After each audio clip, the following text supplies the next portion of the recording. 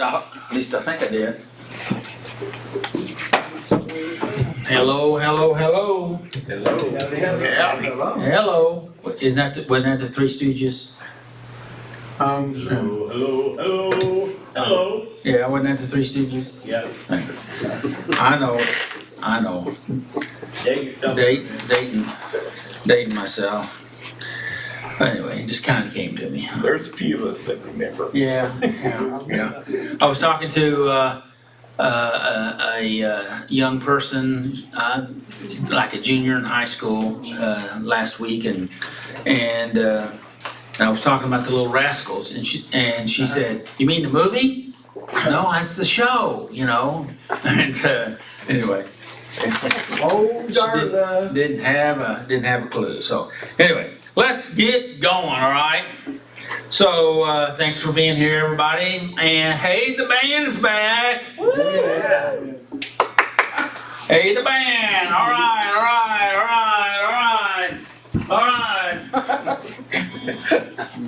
Thank you for that. All right, tonight we're still in step 3 because this is the 3rd month, so that means we're doing step 3 and redeeming the past. Isaiah 54, 4 through 8, right, Robert? Because Robert's doing the step tonight, and this will be your first time that you're doing the step part, right? No? Oh, okay. I was going to say everybody be easy on you, but since this is not your first time, be rough on you. Take it back. Bring it on. So that's what we're going to be doing, and I just think there's a lot of important stuff in our topic here tonight, and so hopefully we can get it all out. And I did make a sheet back there on the table where we have the offering container of you know, about our topic. That I'm not going to go over all of what I have on that sheet, but I thought I'd make it up and have it available to you since it's really good information, I thought. And so tonight is step 3. We made a decision to turn our will and our lives over to the care of God. And I have a quote there also from Socrates, says that the unexamined life is not worth living. What do you think about that? I think if we're not taking a look at ourselves, and we hate life ain't really worth living when we live it blindly. Living in the dark, living in the fog, living in the land of denial. Okay. So good. Yes. So, an unexamined life is not worth living. So, anyway, just a quote that I threw out on top of this. So, all right, so let's, of course, our topic for tonight, and oh, by the way, excuse me, internet people, thank you for tuning in also.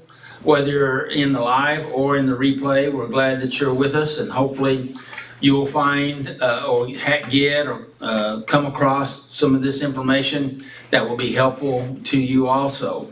How many of you have found that our way that we do the topic and the step has been beneficial for you? All right. I had some hands up and then people pointing at other people saying, so that was Will pointing at you, Garth, by the way. So Helps break it down and say it again. the way it gets helps it break it down and helps it kind of unfold it and explain it better. Well, good, thank you. And you know, the tendency would be because we do this every year, and there's 6 or 7 topics, 5 to 7, and sometimes we do this one of those topics or several of them in consecutive years, and so you could have a tendency to think that, well, I know it all,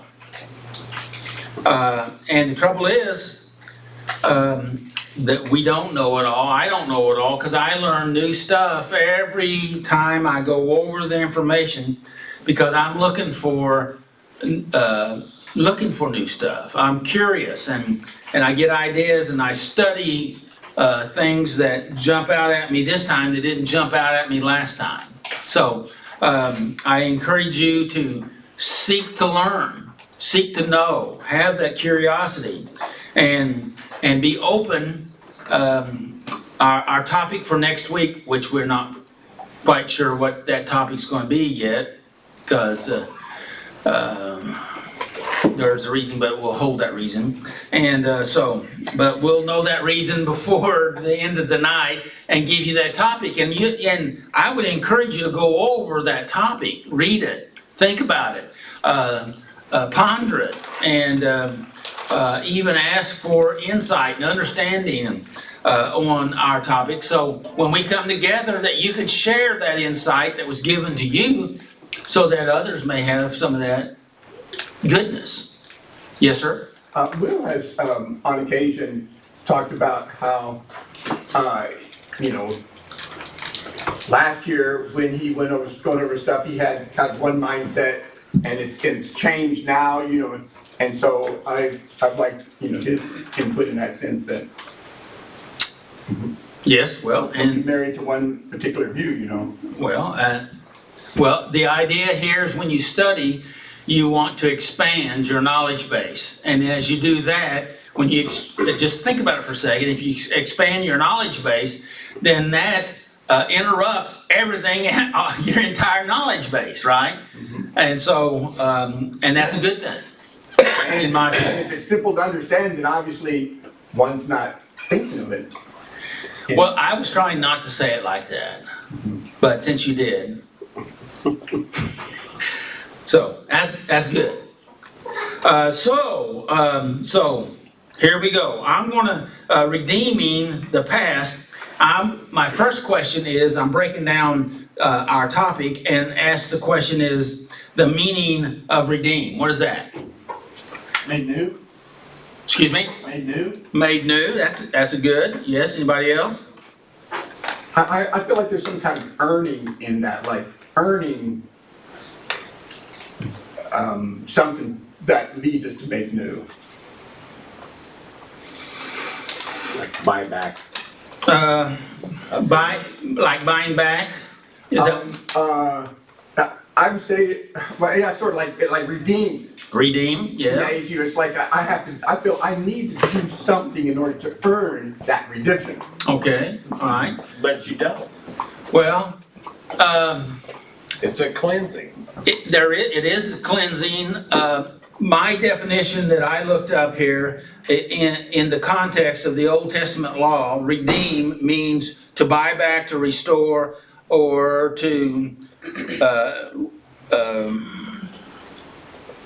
resecure. So rescue. And so what we have here is a time of, I understand what you're saying is because, and both of you have a valid point, okay? Go on. And in the steps, you want to say something? I do. Okay. Sorry, I didn't mean to interrupt you. So the way I kind of see the in-between of what you guys are saying, I think the buying back is giving our rags. So giving our old method of coping, our the fears, the anxieties, that is the currency to buy back. The acceptance, just you give that up and then you accept. And it's like this, it is like, I don't want to say transactional because they're so negative, but that's kind of what it is. You're giving over those things that kept you in bondage. Exchange. It is the exchange. Yeah. Well, you're creating the space for His grace to come in, and yes, that's what we call surrendering. We have to be willing to surrender or acknowledge that we have a problem, which is step one, right? And life has become unmanageable. So we have to open up to give space for that to take place. But Bobby's also right, because it is a gift, and you can't purchase a gift. You can the only way you can receive the gift is if you receive it, but you can't it's not buying it, but in this definition of this word, in relationship to the Old Testament, is, and that's a really key point from me, I want you to get, is that this redeem is that we have been redeemed by Him, and in a sense, He purchased us back. And for us to allow Him to redeem us, then we have to be willing to receive that, like exchange our raggy self. You try to use your terminology, ourselves to receive. We trade our evil for His good. You was gonna say something, Will? Yes, I'm probably wrong, we're gonna say it anyway, because I like to know if I'm wrong or right. Right. Redeem to me would mean like restore to the original value. So God redeems us and puts us back to the original place. It takes away all the bad choices, so from that point on, we actually get to accept what He has to give for us, as long as we're willing to do the next, what we know to do, Okay. So it's But really- and our topic here is about redeeming the past. Right. So but I wanted to talk about redeem just a minute to get our mind turned around, and I appreciate you saying that. But that's what I think redeem means. It means taking to the original value. Right. So Yes. it's taking away everything that's, yeah. In the Old Testament, and we'll be talking about that, Robert will be talking about that, and it's really spelled out in the book of Ruth, where she was the Redeemer. Is a relative that was able to. The idea here is to restore that person back to their family, in their property, or anyway, far as in Ruth, Boaz took her as wife, and her mother-in-law was reinstated. Her property was reinstated to her from him, and that was a picture of what we have from God. He wants to reinstate us back to that original, which is what you're talking about, that redemption. And so that's what that's all about. Does that make sense? And please forgive me, just humbleness is something that, like to redeem, I think that's kind of where I'm thinking of is, how do I kind of earn it back is through humbleness, Okay. and so that's, Well, I prefer to use a different word of positioning. positioning. How do you position yourself? I hear positioning as kind of like, playing cards right. Okay, you think that's like manipulation? Sort of, whereas Okay. humbleness is Well, like- humbleness is I'm thinking that humbleness is a form of positioning your heart, get it in the right place.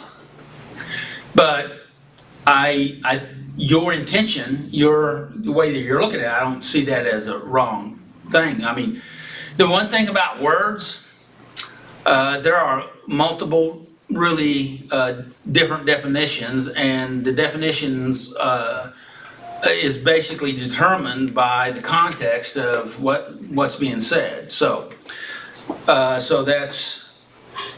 anyway, we're talking about redeeming the past, which goes right to the point that we're talking about tonight, is to be able to take our past that He wants to redeem us from whatever we've done, that we take our mistakes, our bad or sick choices, and He wants to take those and give us that divine nature, that grace. Yes. It's also, like, just thinking about what Will was saying, because it was, along the lines of what I was thinking also. But there is a transformation, because I know that he's not wrong, I'm just not completely restored to that childlikeness. In a sense, yes, because you have to become childlike in order to even seek, but through everything, redeeming each moment would Doug be always like, says it's a process. I'm sorry, what was that? I know, but I'm trying to explain it. Okay. My brain's processing. But it's like, We'll give you some space to do that. thank you. Lots of space. Sometimes my brain moves faster than my mouth, so, but it's like, when you go back and you do, like I was doing the child healing, and you take those specific moments that wounded and you turn them into something else, and that's where he says, like, I make all things work for the good. So now that redemption is, I'm no longer doing those things, but I am able to help those who have been in that position or are in that position now. And I think that that's where a lot of the redemption really shines, is once you have transformed. Does that make sense? Yes, and in this paper, which I am probably not going to go through all of this. I'm going to even do less than what I intended on doing, but what you're talking about is, it's got the paperwork there underneath from the psychological perspective about cognitive reconstruction. Yes. And that is basically, if we put it in scripture terms, it's renewing your mind by the washing of the water of the word. Or if we talk about it from psychology, we can talk about different therapies like CBT or REBT, some of those cognitive therapies to try to process that information, to take our mental ants, automatic negative thoughts, ants, and question them and say, do I have evidence of these ants or thoughts or beliefs being true, or are they a lie? And if you ask the question, you probably have enough internal knowledge, truth, to know what's a lie and what's the truth, if you're able to ask that question. Does that make sense? And so when you ask that question, then you're doing that cognitive reconstruction. Does that make sense? Yeah. Maybe. It goes on to say, talk about self-compassion, or taking corrective actions where possible. And so we're talking about this process, and Bobby was giving you the process information that we have to catch it, check it, and change it. Yes. Right? We have to catch that stuff. We have to become aware of it, and then we have to begin to we check it. Hey, wait a minute! Like I just said a while ago, is this based on truth? Do I want to run my life on truth or a lie? Is this truth? Well, it's not truth. Well, if it's not truth, then I need to change this thought or belief or idea, and then we change it, and then we have to walk it out. Yeah. And I'll be honest with you, all that process is challenging, but it's healthy. It's very healthy. Because if you don't do that, you're being pushed around by your own ants. How about that? Automatic negative thoughts. Okay? Does that make sense? Yes. I had some, and this goes back to the redemption. It kind of ties in with what Garth was saying about the purchase. I understand the Old Testament thing, that somebody was interceding for that person to redeem them. But in the New Testament, Christ purchased our redemption Right. with his blood. Well, in the Old He Testament, interceded for us. it was your family, and Boaz was a relative of hers, but and so she wanted to be redeemed, and he says, well, wait a minute, you got a closer relative, we need to check with him, and if he won't, I will. Okay. And so and the biggest thing is God will, okay, because he did, right? He already did, and that's a good thing. Would you agree with that? And so Jesus did it for all of us. all of us, right? All we have to do is ask. All we have to do is receive when it comes right down to it. With some asking, receiving could be a universal term, but Repentance and okay. So So redeeming the past means that let me give you my definition. Redeeming the past, and it's on the sheet there, refers to the process, here you go, Bobby, process of transforming past mistakes, pain, or failures into something meaningful. Okay? That doesn't mean that we are throwing away all my past is irredeemable or trash or no good, because God, according to Romans 8:28, can cause all these things to work out for our good if we allow Him. Yes. And then meaningful or constructive or redemptive. It often involves healing, making amends, okay, because that's when we're taking that goes back to some of what you're talking about is, see, the amends is not for the other person. The amends is for us to help us to deal with those automatic negative thoughts that we're talking about. Does that make sense? Yes, sir. And so that we learn from our experiences and use them to grow and to have positive change. And that's process. So, what do you think about that? Yes, sir. Something that helped me with the making amends, because you know me, I get stuck on words and confused. But was just kind of like seeing it, like Native Americans, they see it as like calling back the parts of your soul that like you broke off in those moments. So when you make an amends with that person, like you give back what you took from them, their part, you know, by the damage you caused, and then you get back your part that you left. And that really helped me. That would be a good picture to recognize that we're healing. We damage our own soul by our stupid stuff that we've done, right? Hello? Yeah. And then by making these amends or this healing, mental, emotional, spiritual, soul healing, if you will. And there's a guy that wrote a book about soul healing. I taught some of it here. I don't remember his name right now, but that we're trying to God does the work, but we have to go through the process to allow ourselves to be put in that place to where we receive it. It's already been given, but we have to be willing to receive it, to use my terminology. So I'm going to stop right there because, and you can read this sheet. There's a lot of good stuff on there.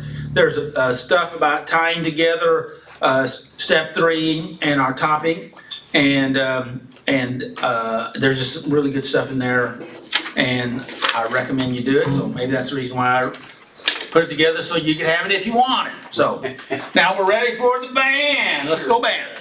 Yeah. 2, 3, 4.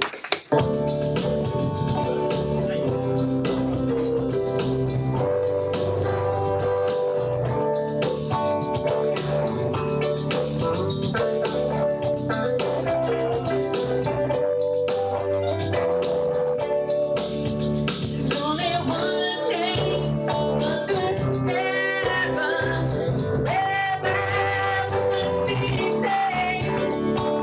one day.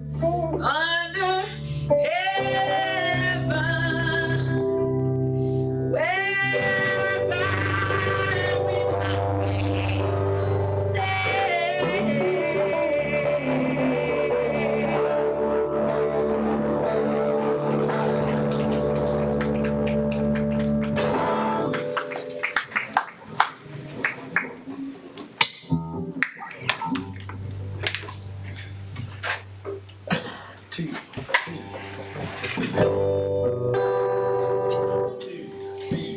kidding.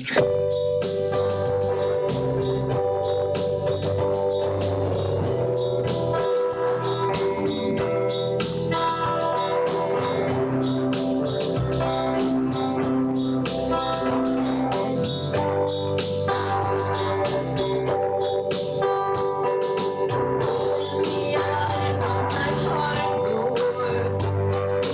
Open the eyes of my heart.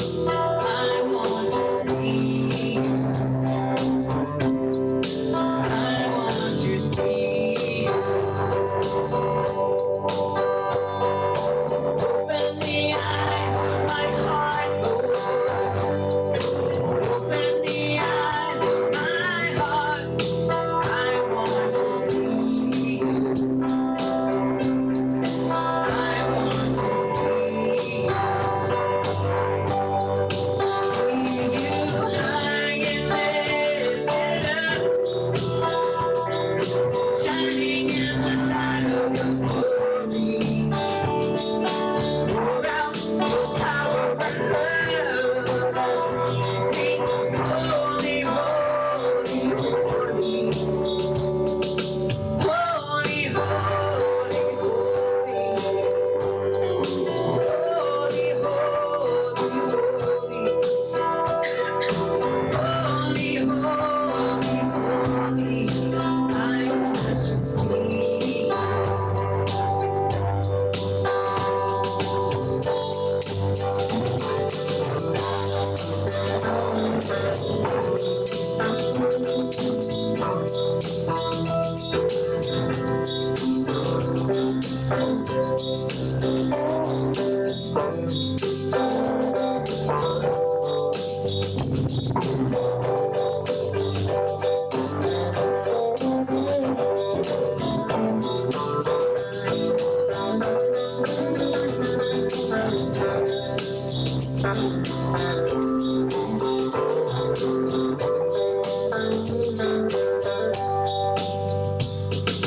Open the eyes of my heart, Lord. Open the eyes of my heart. I want to see you. I want to see you. Open the eyes of my heart, Lord. Open the eyes of my heart. I want to see you. I want to see you. See you high and lifted up, shining in the light of your glory. Pour out your power and love. Sing holy, holy, holy. Holy, holy, holy. Holy, holy, holy. You are holy, holy, holy. I want to see you. Holy, holy, holy. Holy, holy, holy. You are holy, holy, holy. I want to see you.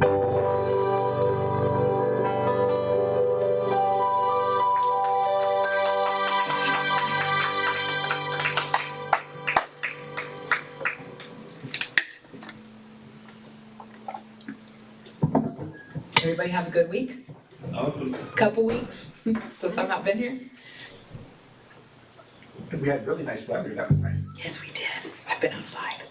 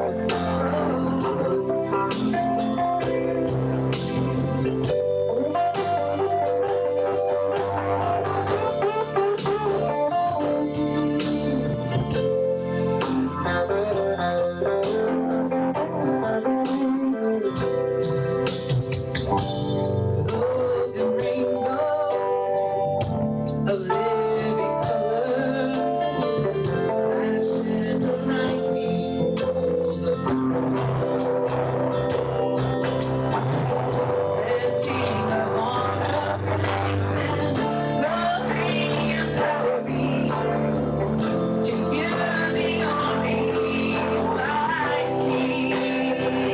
Yeah. Holy, holy, holy is the Lord God Almighty.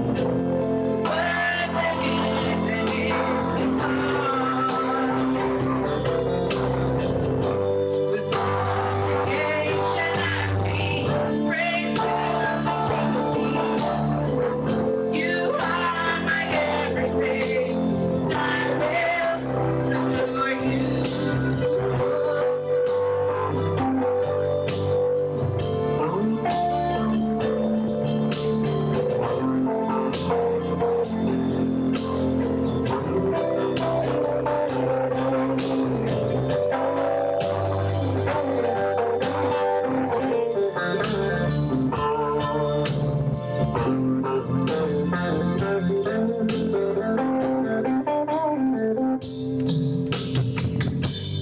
Filled with wonder, lost of wonder, and the mention of your name. Jesus, your name is power, bread and living water, such a marvelous mystery. Yeah. Holy, holy is the Lord God Almighty. What that is and is to come. With all creation I sing praise to the King of Kings. You are my everything. I will adore you. Holy, holy, holy is the Lord God Almighty. Was and is to come. All creation I sing praise to the King of Kings. You are my everything. I will adore you.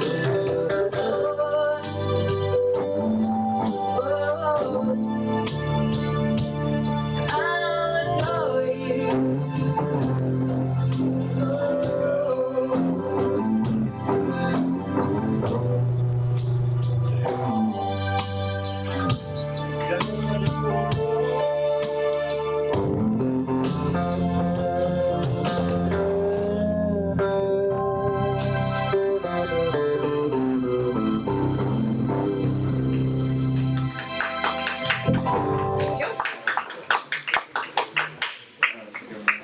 Thank you.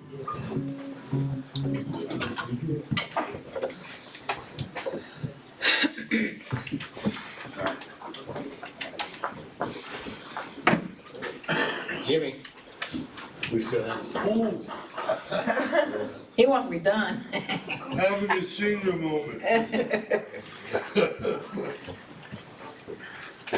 Let's call it Biden moment.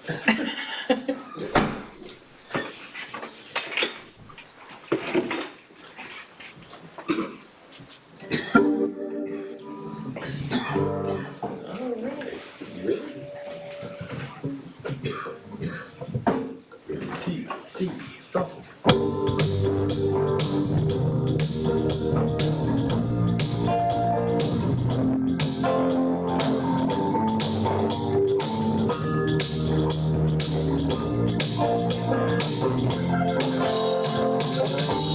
Nothing can separate.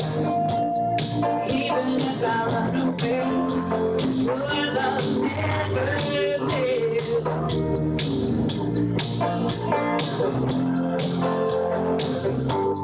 No, I still make mistakes, but you have your mercies for me every day. Your love never fails.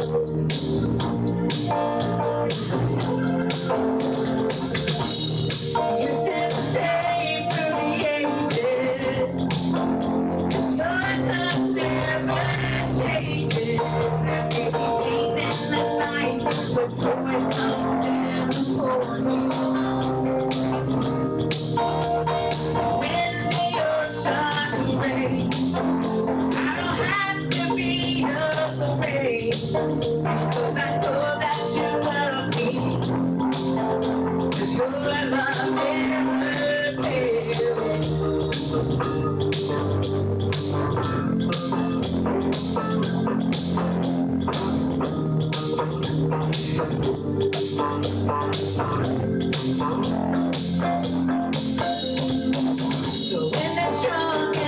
bothers me, but I'm not alone here in these open seas.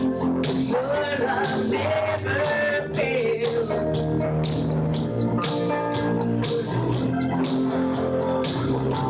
The chasm is far too wide. I never thought I'd reach the other side.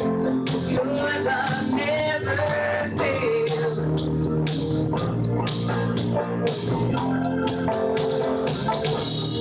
You said stay through the ages.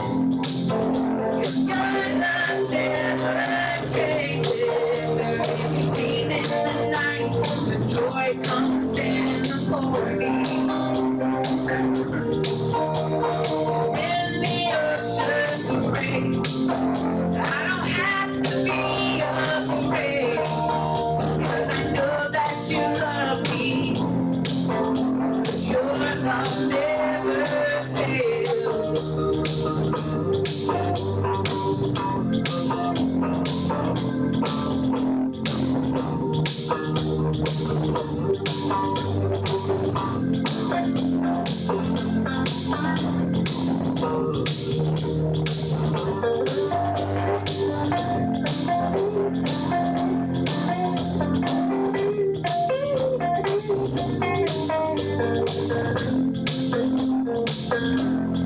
You make all things work together for my good. You make all things work together for my good. You make all things work together for my good. You make all things work together for my good. You said stay through the ages. Your love never changes. Maybe pain in the night, but joy comes in the morning. When the oceans break, I don't have to be afraid, because I know that you love me. Your love never fails, because I know that you love me. Your love never fails, because I know that you love me. Your love never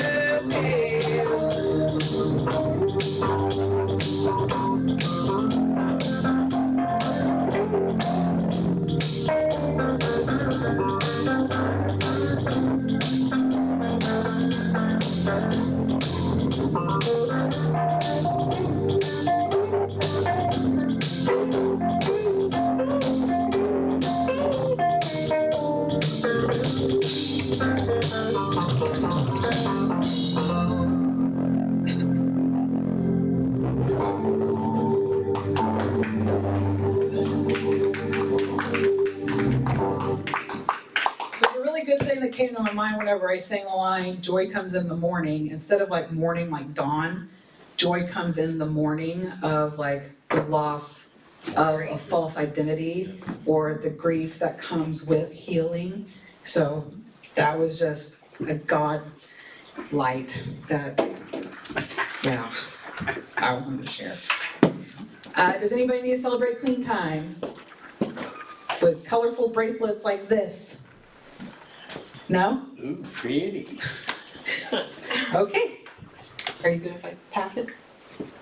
Am I gonna pass clean time? Are you good? Nobody's saying? Yeah, and nobody Okay. wants any, so. So then we're reading the steps. Who's reading steps? I guess Willie's reading the steps? I didn't get no one on it, Oh, okay. so I'll do it. Okay.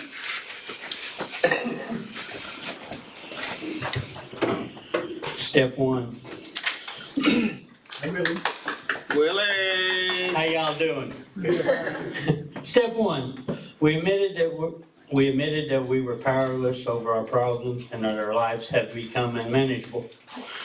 Step two, we came to believe that a power greater than ourselves could restore us to sanity. Step 3, we made a decision to turn our wills and our lives over to the care of God.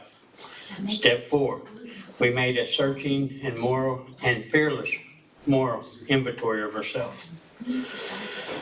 Step 5, we admitted to God, to ourselves, and to another human being the exact natures of our wrongs. Step 6, we were entirely ready to have God remove these defects of character. Step 7, we humbly asked God to remove our shortcomings. Step 8, we made a list of all persons we have harmed and become willing to make amends to them all. Step 9, we made a direct amends to such people whenever possible, except when to do so would hurt them or others. Step 10, we continue to take personal inventory, and when we were wrong, promptly admit it. Step 11, we sought through prayer and meditation to improve our conscious contact with God, praying only for knowledge and His will for us and the power to carry it out.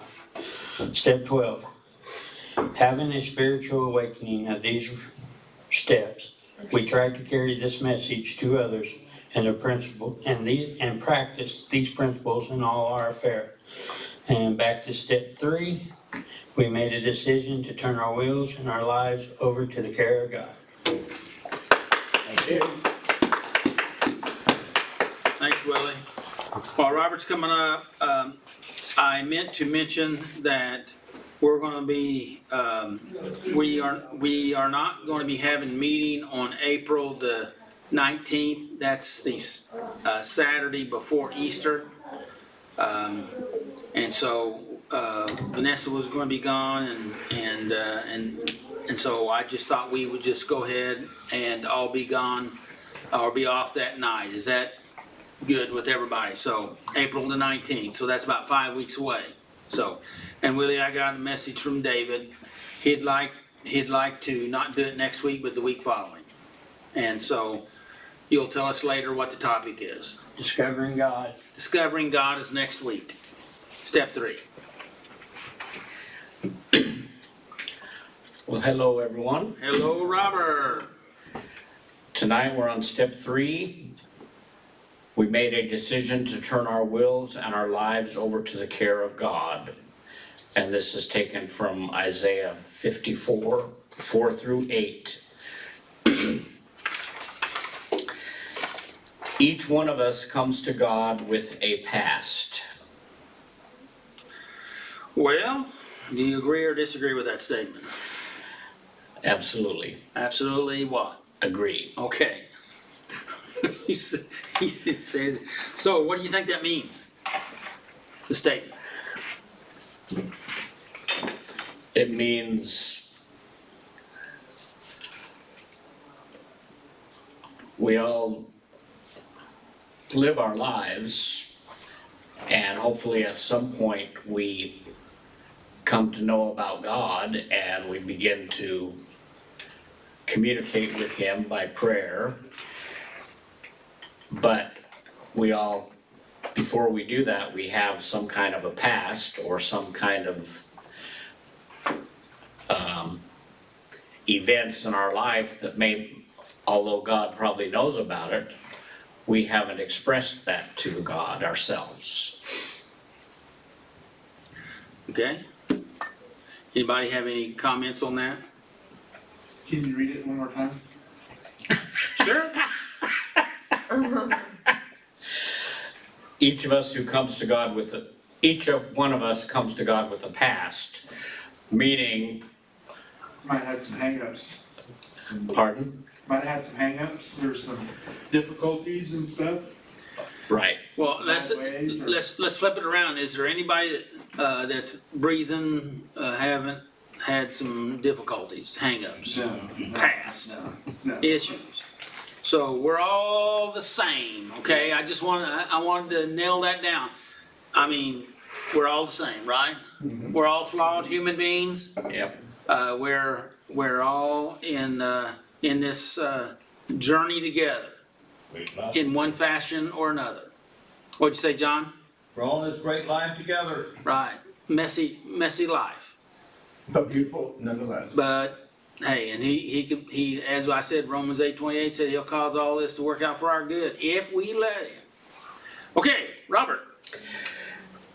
In turning our lives over to Him, we give Him our entire selves, including our past losses and shame. So what do you think that means? Well, that's probably not an easy thing to do, at least it wasn't for me. Right? So that means it's pretty important then, right? Yeah, Okay. because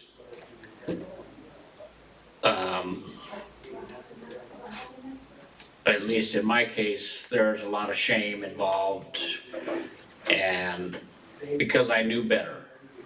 You know, I mean, I was raised to be a student of the Bible, and I knew what the Bible said about the bad things that I was doing, but I let my addiction take over my life.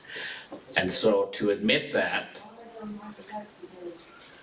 to myself, first of all, and to God was difficult. It was shameful. And I did shameful things that hurt my family and myself, and so it's very true. And then to actually give it to God, that's a whole other thing. It's one thing to say it, but actually give it over and say, I can't handle it anymore, I'm gonna give it to you, and then follow through with that. That's really hard. Now, this may be a strange question, but what does that mean to give it over? Means,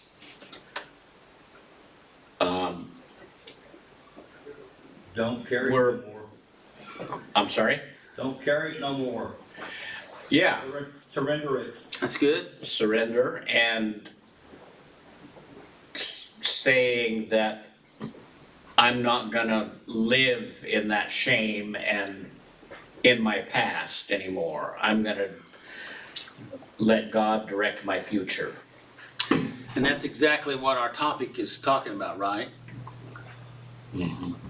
Right? Redeeming the past, Redeeming the past, yeah. you know, so turning our shame into something that's good.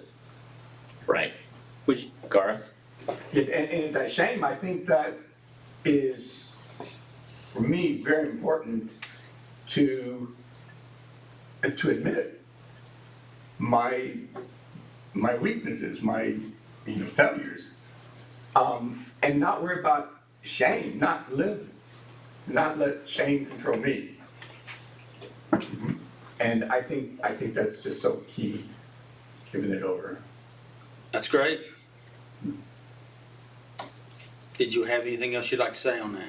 Oh, I have lots more, but I'll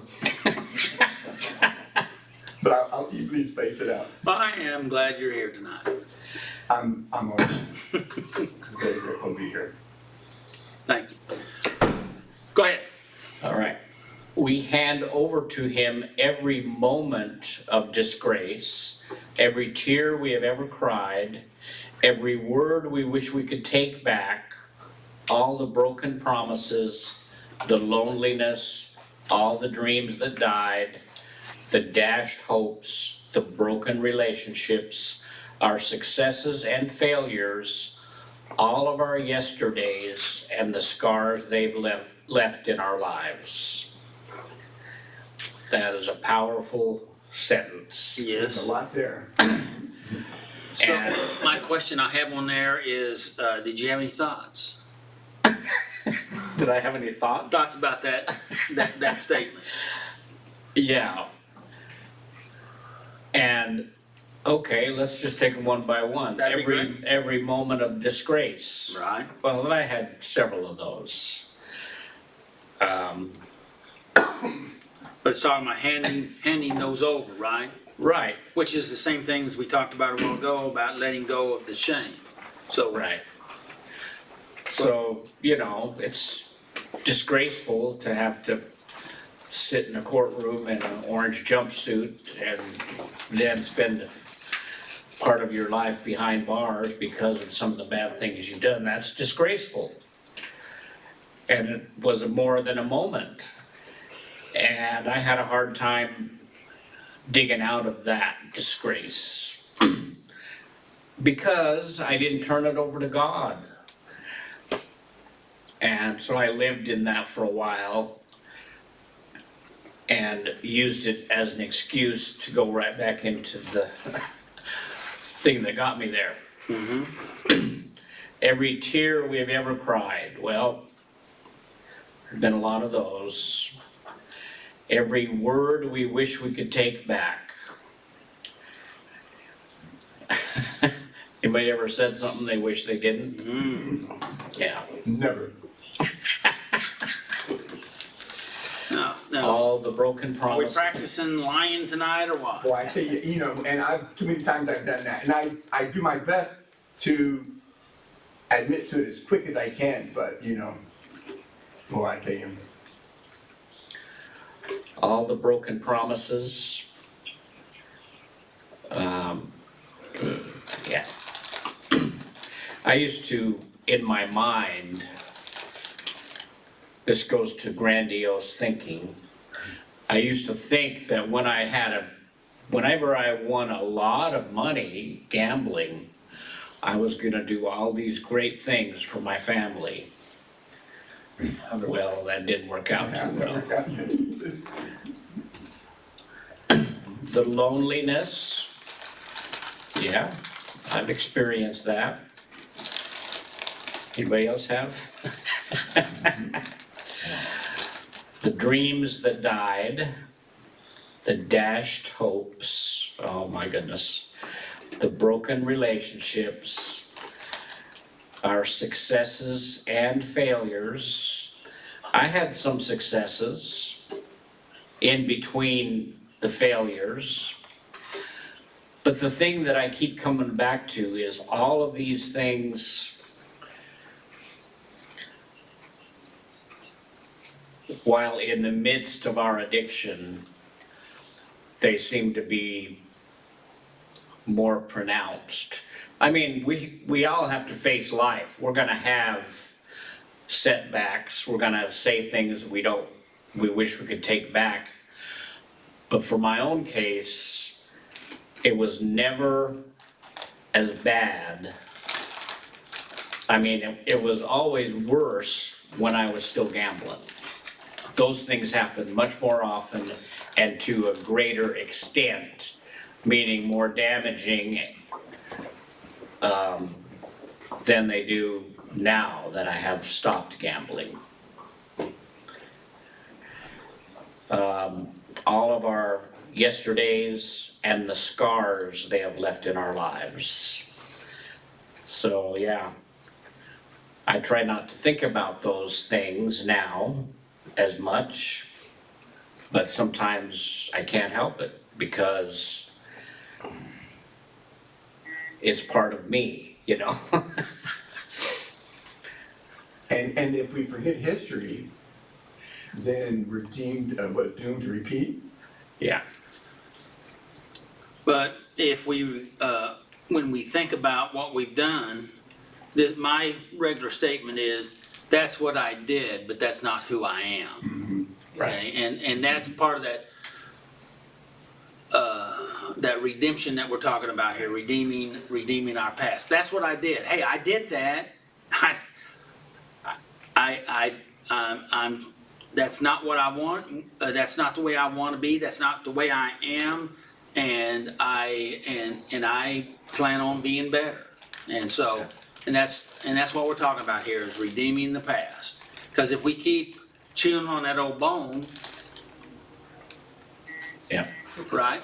Mhm. Do what? You're perfecting it. Yeah, and you get a chance, and it's gonna pull you right back into that deal. We can't forget it, but we don't dwell on it because, and that's the reason why I say it the way I say it. That's what I did, but that's not who I am. Yeah. Go ahead. And I think it makes me more understanding and empathetic. Empathetic, is that right? Sympathetic? of others, more understanding. Because I've done things I thought I would have done. So when I see someone else doing something that I don't think is good, I need to understand their situation. You know, they may not want to be doing that. It's just their situation at that time. Yep. Oh, Yes, sir.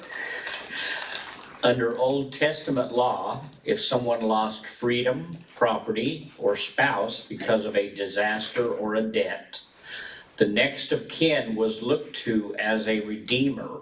Okay, now, this, again, we're trying to get context of what we're talking about here, and I already mentioned it already, but we're looking for context. This is to help us to do that, and we need to recognize that, and so my question here is, what do you think that means?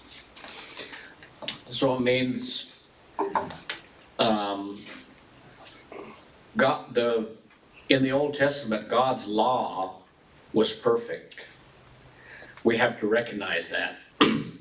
So he made a provision for people that, because we're sinful, people could kind of redeem themselves. They could, or have help in redemption.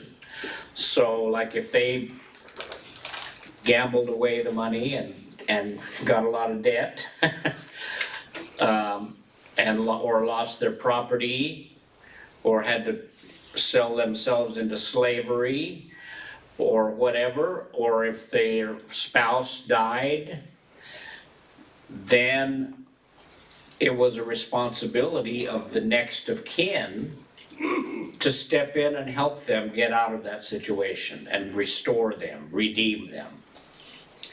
So that was a good law, but it was probably hard, not only for the person who was in the situation because they felt shame, they didn't feel like maybe they were worthy of the Redeemer, and maybe it was hard on the next of kin because maybe they weren't in the best situation themselves, but it just shows what kind of a God we have, that he had that provision in the law, which was really a forerunner of the new law that Jesus gave us of Right. love. Right.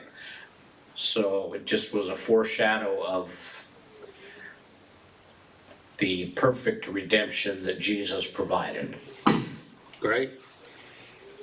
I see it as I can only say it in the context of like the codependency and like the emotional stuff is like, so in terms of like responsibility, so with the dynamic that my parents had, because my mom didn't have those boundaries and she didn't have her voice then, she does now. And I saw, you know, her kind of just being like this completely subservient type, you know, allowing anything, right? That because there wasn't those boundaries made in that generation, then now we're responsible because we were raised that way. Not that I'm responsible for my mom's stuff, but it gets passed down.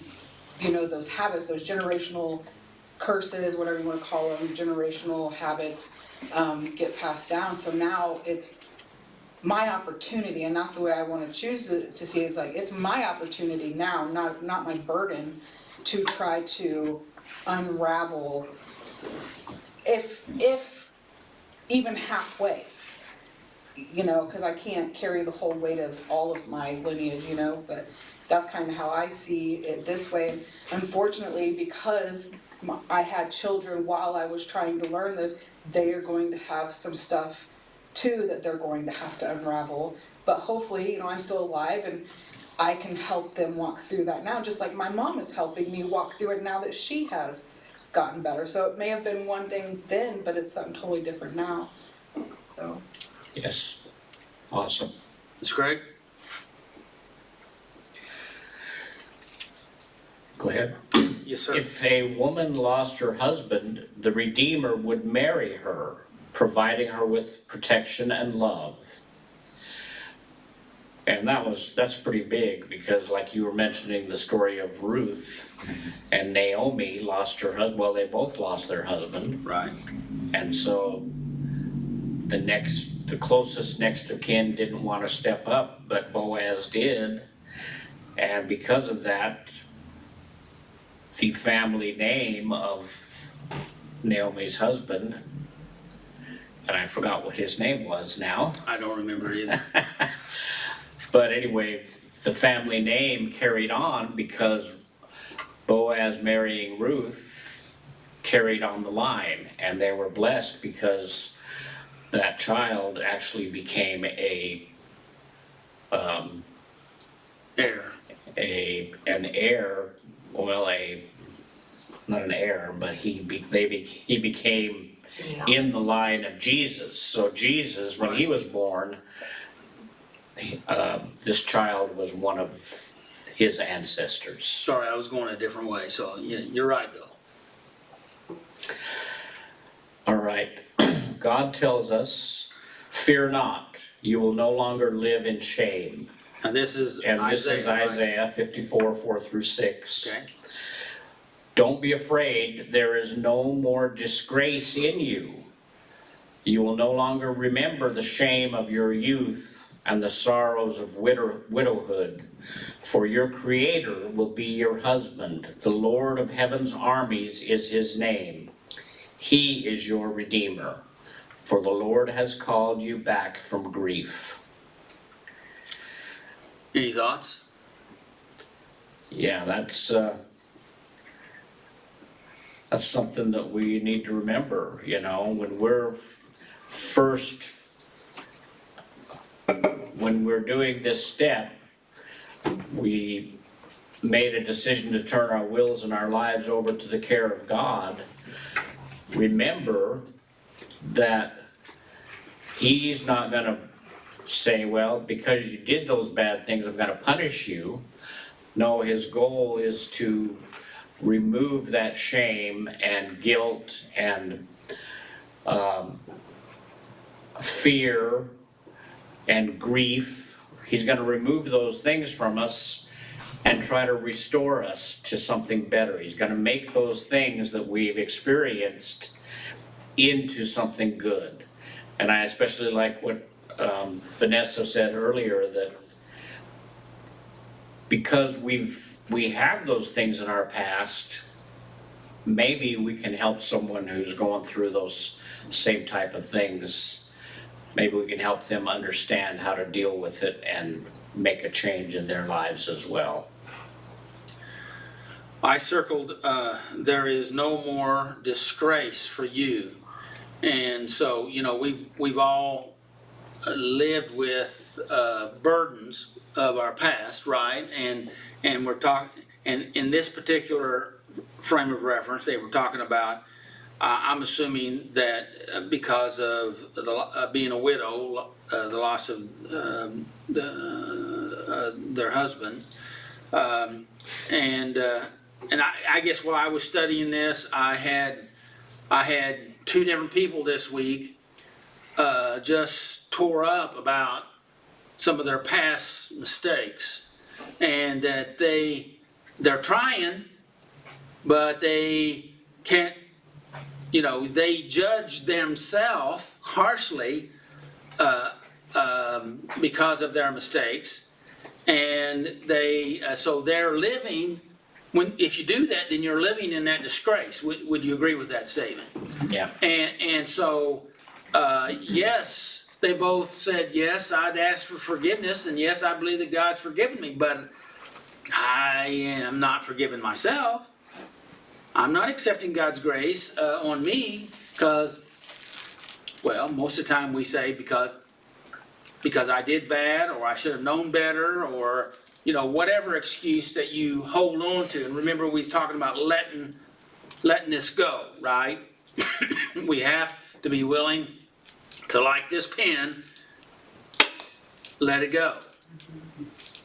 And And that's what we tried to address this week with a couple of different folks, which is, happens regularly, that we have to do that because we think that if we punish ourselves, that will make us better. How's that worked out for you? And we believe it, right? So therefore, just because we know it doesn't work, don't mean that we won't stop doing it. Because why? Because we believe it. Because I have to. But do you really have to? Is that what God wants? What's in your best interest? One of the neatest moments, and there's been many here, was when, about 8, 9 months ago, there was one gentleman here with, I believe, a baby with his spouse and his child or something, Yes. that was dealing with that. And just to kind of watch him kind of transform with, some of your questions. It was just really neat. It was really neat. Well, good. Yeah. I think it really helped him, I think. I don't know. Well, my question is, did it help you? Absolutely, Okay. absolutely. Can you repeat the question? Because I had something I was gonna say. I can't remember it now. Maybe it's not important. I said I circled the statement out of that scripture was, there is no more disgrace for you. Right, okay. So what my train of thought was taking me down was, the scripture, it says, long suffering produces patience, which builds our character in Christ. And so a lot of thing with that cognitive restructuring was, I know that some of the hardest times of my life that were abusive has helped me become stronger and wiser. And so something that helped me forgive myself, not to make excuse for what I did, but to know and believe that that scripture is true. So everything that I did that hurt people will make them stronger. I have to believe that for myself. Not saying that when I punched my first husband, that was okay, but it happened. I can't change it. The only thing I can accept and believe now is that he's loved by God just like I'm loved by God, and if God can make my abuse good for me, then he's gonna make that good for him, and then I can just let it go and accept that he's God's now, and I don't have to put up with, I don't have to do any of that anymore, and I don't have to be that anymore, if that Good. makes sense. And I hope this is the same thought, but with little different words. And because our topic here is redeeming the past, that's what I did, and I'm believing God to be able to use this to cause all that to come together, or cause, I like one translation, cause it to work together for their good. And that's the redeeming of the past. Now, we're not in control of their past or their present, but we can turn it over and let it be in God's hands, and believe that God can use it in a redemptive way, because why couldn't he? Yeah. Right? He did it for me, he'll do it for them, and Absolutely. then I can let go of the shame and not try to fix. Yeah. Good deal. Any other comments? All right. God is our Redeemer, the restorer of our losses. He is Lord of all, even of our days and our dreams in the past. When we give God the past, He can make up for all we have lost. He can rid us of the shame and fill the empty places in our heart. What do you think that means? Well, if we turn our past, if we really let go of the past and give it to God, then He can make our present and future much better, because then we're not gonna constantly think about the past in our present and future. And so, Can I use different words? yeah, And if we stay stuck in the past, how is that gonna affect our future, our present? It's gonna hurt it. So that's the reason why we're trying to redeem it, let it go. Because if we stay living in the past, then we're not living in the present. Yeah. So we have to be willing to let it go. And God is willing to take it, but He's not gonna take it away from you. You have to be willing to give it to Him. That's some of that exchange we were talking about earlier. And He wants to take it, He's paid the price for it, but He's not gonna pull it out of your hands. How's that? Is yeah, that all right? That I yes. restated that? And I like the point here that at the last, He can rid us of the shame and fill the empty places in our hearts. Absolutely. So because when we let go of those things, it's gonna leave some empty spots. And so Wow. we wanna let God fill those Yes. because He's gonna fill them with something much better. And if we don't let Him fill them up, I wonder what would happen. Yeah, but we fill them up. Yeah, Yeah, because that produces a vacuum, right? yep. So, I had another question down there, and maybe I should ask it first, and that is this: how does this apply to you today? Well, today I am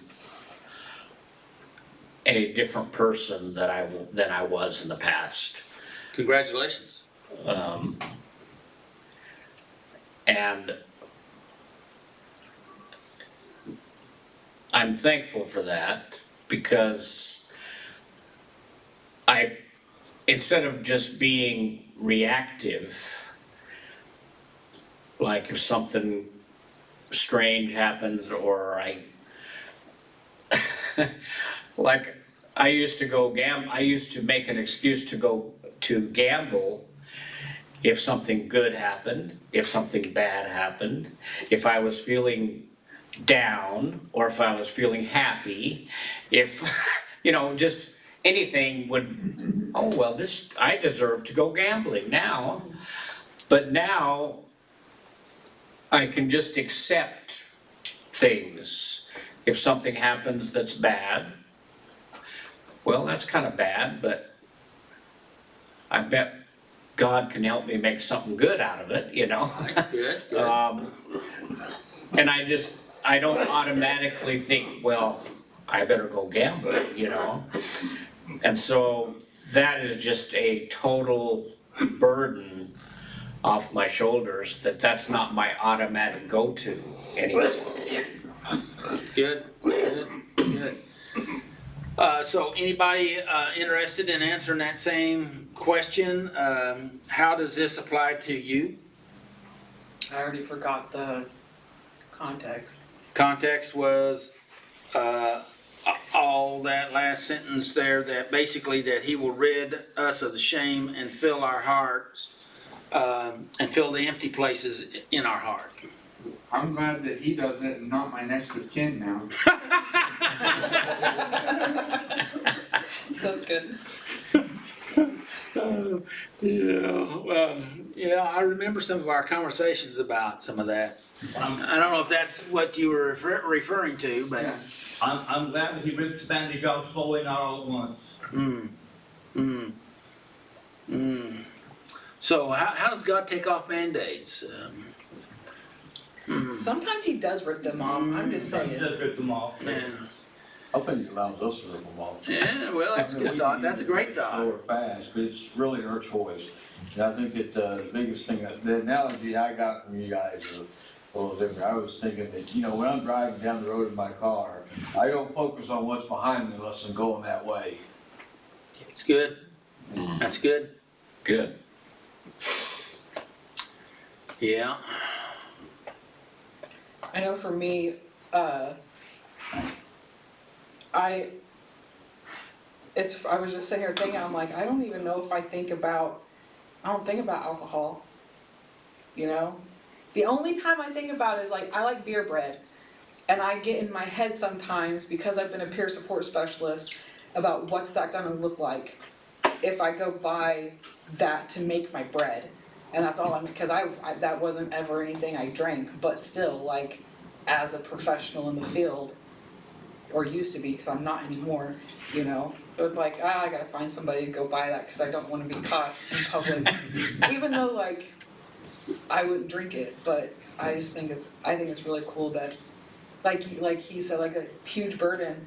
It's not something that, like, I have to calculate my money and how many I need, you know? It's how much mental energy that takes. It's just, no wonder I slept so much. I was tired. But So what'd you learn from this topic?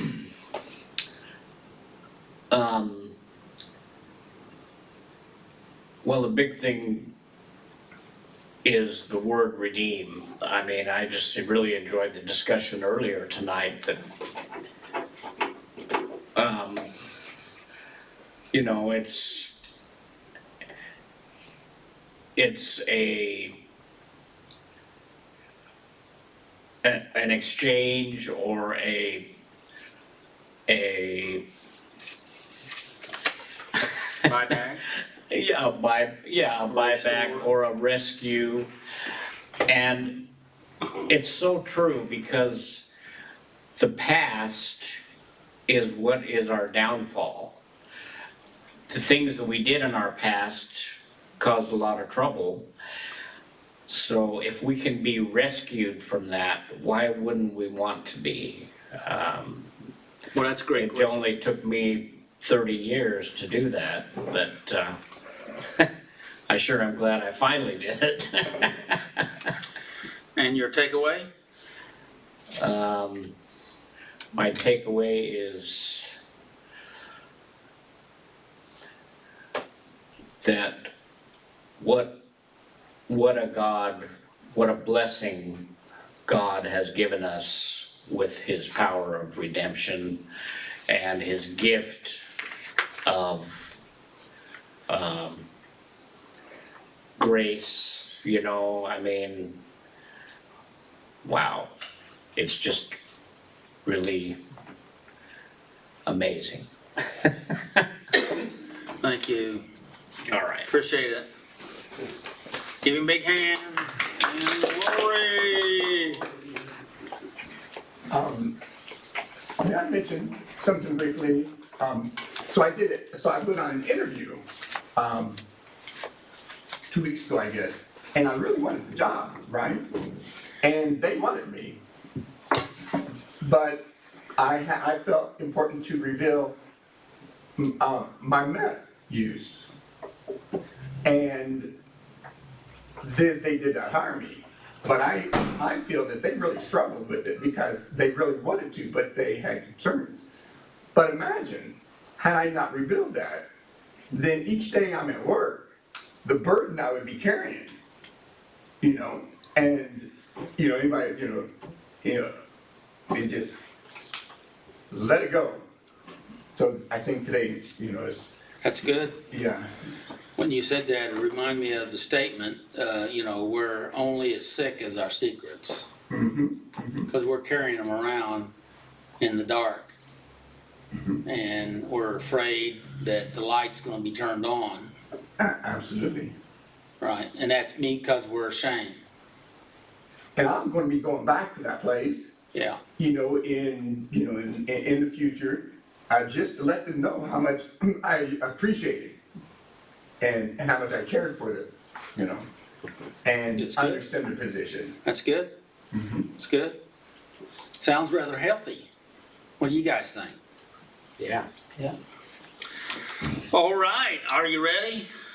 Now be nice to Lori, this is her first time, okay? I was gonna say, I was gonna be nice to you guys, get that one in the middle. Oh, okay. She wants to turn the tables on me, so. Oh, All right, so now my defenses are up. Let's go. Yeah, I see it dribbling. Alright.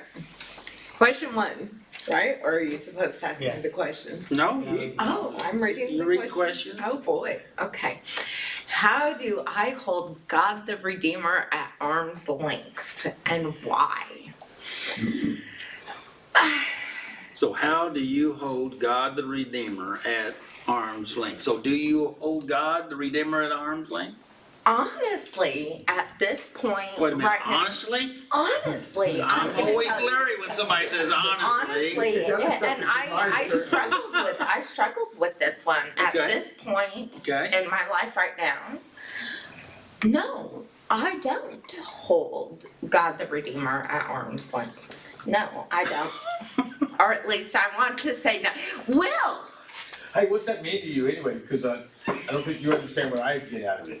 okay, we'll tell God the Redeemer. God is my Redeemer. He has redeemed my life I'm talking about arm's massively. length, that's what I'm talking about. Arm's 'Cause length. I think we all can, Keeping Agreed, him, God's keeping Redeemer. God at a distance from me, Stiff arm. from all of us, keeping God away from us. can I answer the question for me? Yes. I struggle with this every day. I think what it means to me is that I'll accept so much of God's redemption, but then I'll hold him back from the things I really don't want him to know about. And, you know, I'll do. Well, that's silly, because God knows about everything. Sometimes I forget that. Well, you shouldn't. What? I'm just saying, Now, be careful. that's me. Sometimes I forget that everything I do, say, and think, God knows. Yeah. And I will do things and catch myself that, and that's why to me, Hey, you know what? I don't want to take too much. To me, You ever had a mom? Huh? You ever had a mom? Have you ever had a mom? M-O-M. No, I had 2 dads. Oh. Mom. Okay then, moms are amazing. Huh? They said moms are amazing. Moms are almost up there with God, you know? We have 2 different opinions about everything. Right, okay. Well, you know what? There's very few females up here.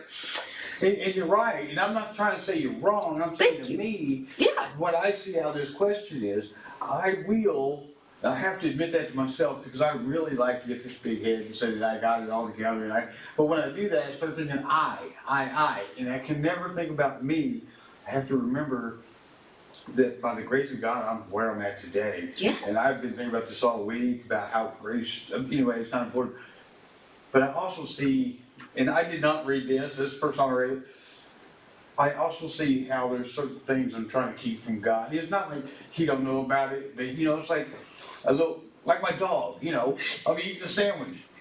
My dog's up there on me, one part of that sandwich. I'll hold him back. Well, I mean, he knows I'm eating a sandwich. Uh-huh. I'm not hiding it from him, but I'm not giving him none. You know, and that's how I feel about how I'm treating God the same way. Knowing that God's not like my dog, but he is, because my Yeah. dog loves me regardless. I lock her in the cage for 10 hours, come home, still happy to see me. My mom, I couldn't do that with her. See, I used to feel that way too. And see, I'm a mom. I'm kind of like a professional mom. So to me, God is kind of like a mom, knows everything. Yes. You can't hide nothing. I know what my kid would, when I hear my text message on my phone goes off, it says, Mom, when it's my daughter, and it sounds just like her. I almost know what it is. Oh, she's listening to you right now. Every time. Is she on there? Sworn. Did I just warn you? Okay, but yet, and it's, you know what, the mom instinct, right? Yeah. You know what they're doing, when they're doing it, and to me, it's almost like that with God, you know, and it Oh, I used to. think God's better than that. Only was supersized, Yeah. okay, only supersized, and I used to be like you, Will, it's like, I don't want God to know. Yeah, I'm sitting there eating my sandwich, he ain't gonna have it, but you know, now I've learned. So answer the why part of the question. why? Yeah. Because I have learned and I have totally No, submitted my everything. why did we stiff arm him? Why did I stiff Why arm did we him? do that? Probably because I was stupid and ignorant and foolish. Well, I'm not going to comment on that. Well, you don't have to. I just admitted it in front of everybody. And there's an and on that, Okay. that we feel ashamed. Oh, yes, I was very. We don't. Okay, and I turned this off because my notes,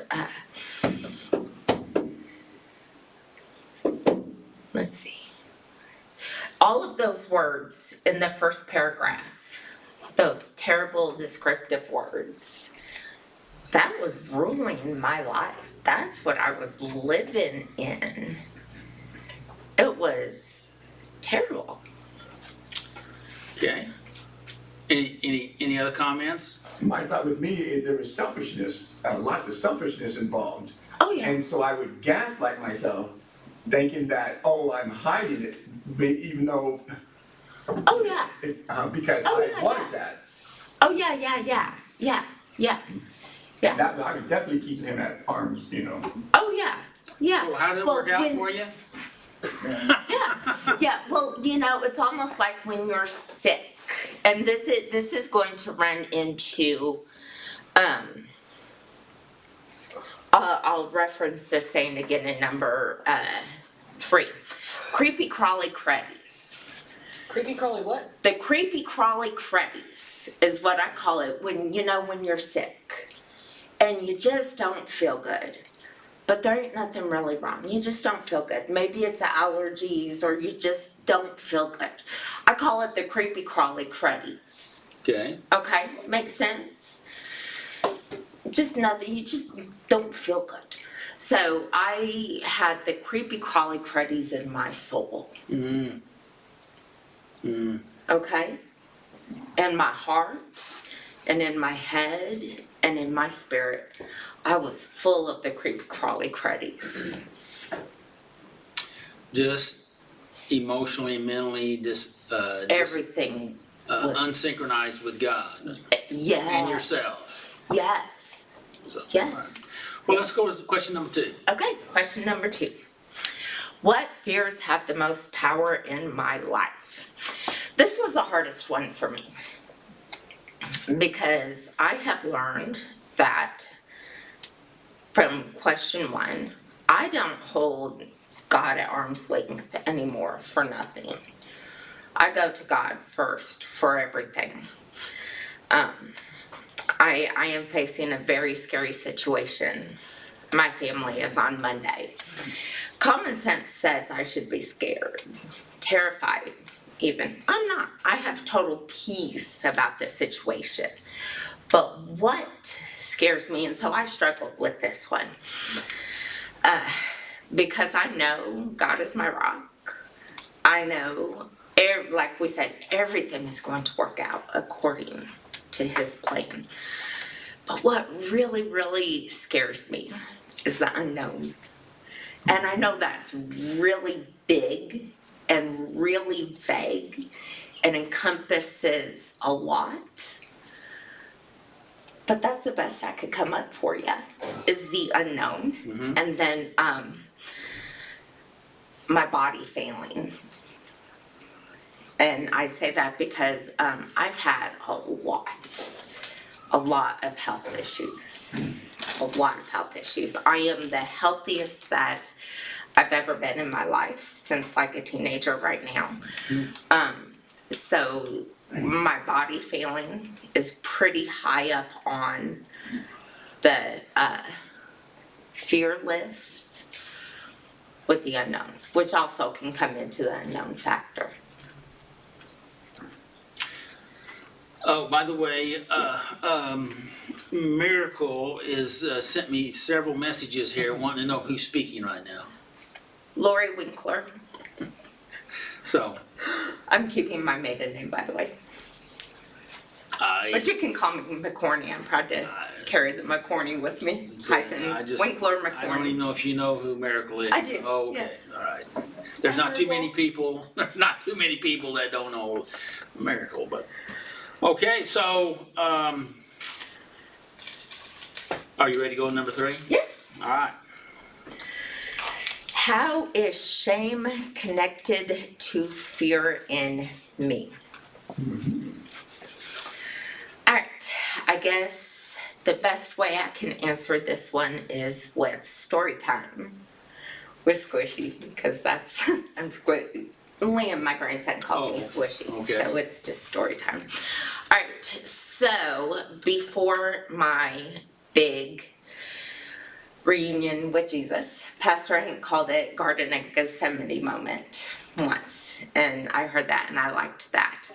I was living creepy crawly cruddies. I'd mentioned that my whole life, and I've got that in my notes. Living just inflicted with shame and ickiness and creepy crawly cruddies just oozing out of me. And then I had my Garden of Gethsemane moment with God. But in this life, I was so dark and just bound that I wouldn't leave my house. I would order my groceries online. I wouldn't go to Walmart. If I needed something from Walmart, my daughter would go and get it. I was so scared to even be in my house. I wouldn't have a door on my bedroom because I was so scared of that. For like the first year that I lived in Joplin, I was kept captive in my house. I wasn't allowed to leave my house. And then once that situation got rectified, I was still so scared. Wouldn't leave my house except to go to church. And that 1.5 mile drive to church was so frightening for me for the first year I went. But it got better. Each time it got better. Just, are you getting a picture of the life I lived? We're working on it. Okay. Do I need to go more into depth? Well, we're, Okay. whatever you're comfortable with. Well, I'm comfortable with everything. Just wouldn't leave my house, wouldn't go to Walmart, wouldn't go out in public unless someone was with me. Then God came in, little by little. So this was in 21, 22-ish. Tomorrow is the third Sunday of March. So, 3 years ago tomorrow, I will have been baptized. It was the third Sunday of March that I was baptized. So since then, I went from scared little nothing. Okay, this past July, August, I had just started coming here.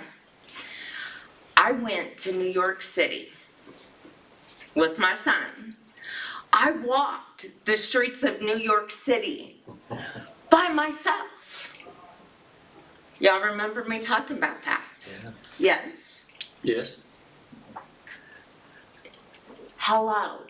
How can I go from being afraid to stay in my own home, to sleep in my own bed, in my own house with the door? I had to take the door off my bedroom because I was scared to be in my house. To walking the streets of New York City by myself. God.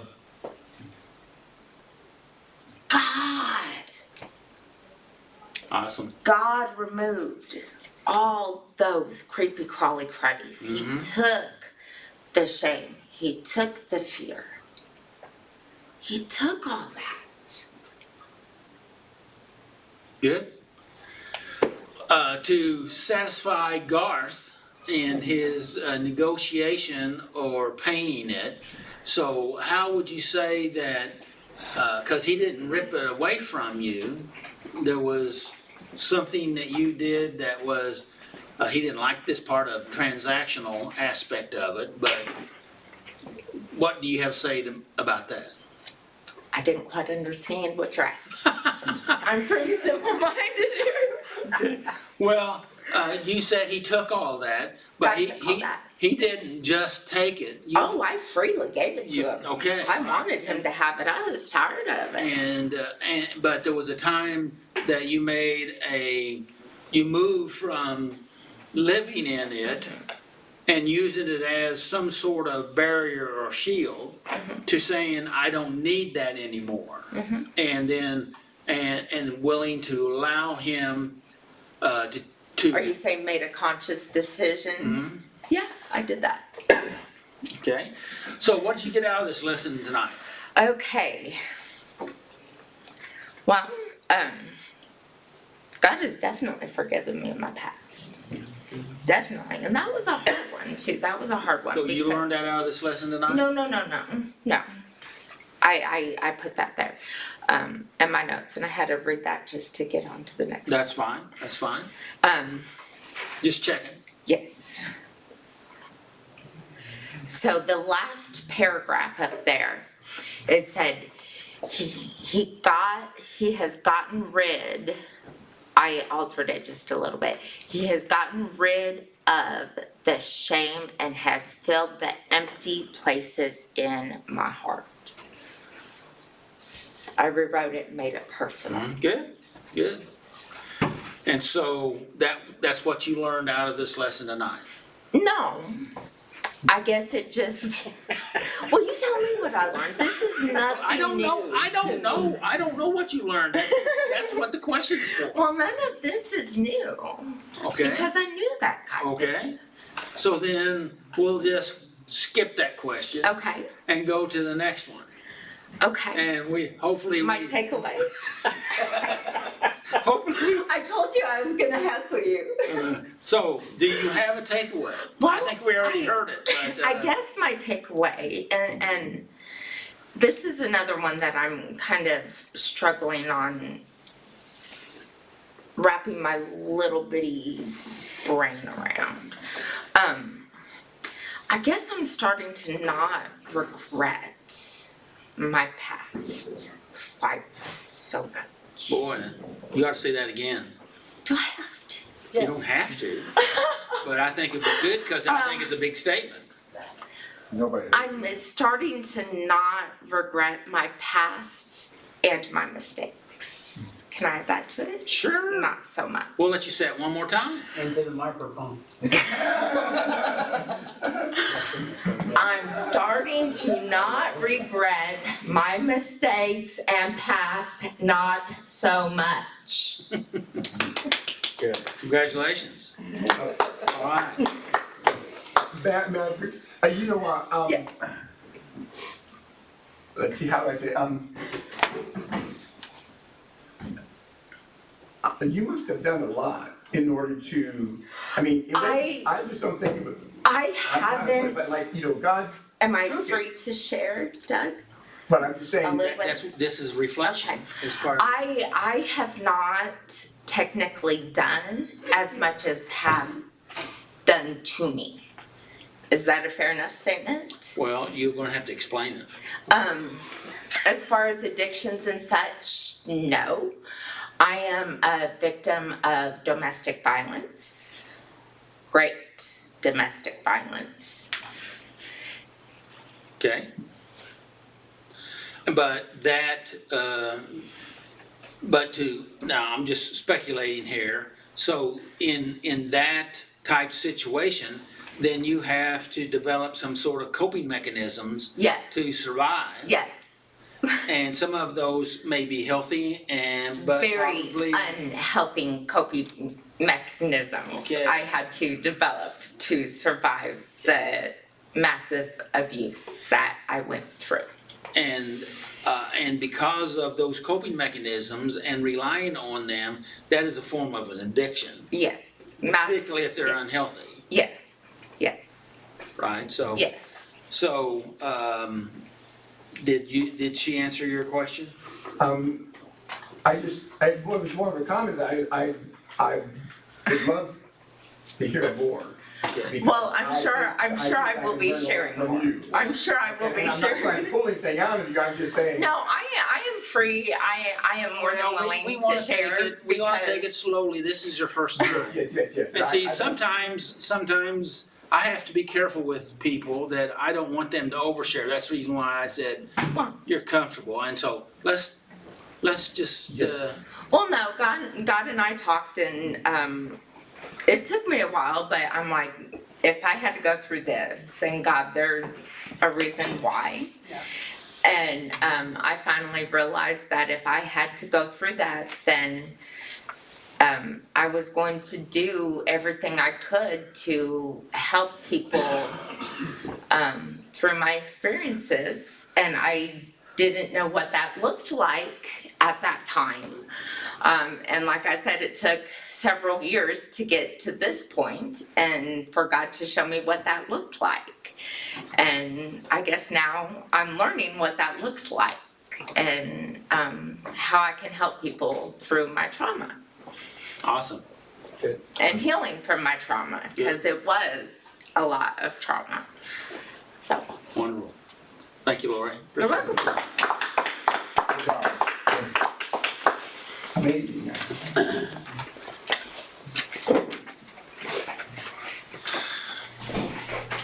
That was good, Lori. Thank you. Good. And I appreciate you being open and vulnerable, but again, you know, as I said, I feel obligated to, you know, I try to protect, I really do, whether you realize it or not, I do try to protect the people that are sharing, not only from here, but out there too, you know, so that's part of my function, I guess. So anyway, next week, Willie's gonna be doing the step, right? Yeah. And it's gonna be discovering God, that's out of Acts. He'll be doing the step, Tommy's gonna be doing the reflection. And then David, which usually sits here, but he's on vacation. That's the reason why I said that, because he talked about maybe wanting to do it next week, but I got a hold of him, I texted him, and he said he wants to hold off a week because he wants to have time to prepare, and that'll be giving up control.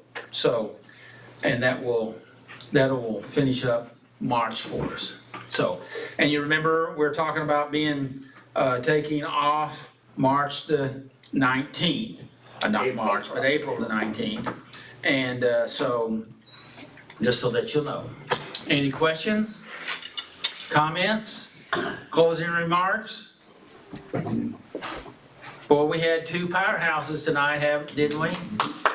Robert and Lori, so that's great. So may the Lord bless you and keep you, and may his face shine upon you and give you his peace.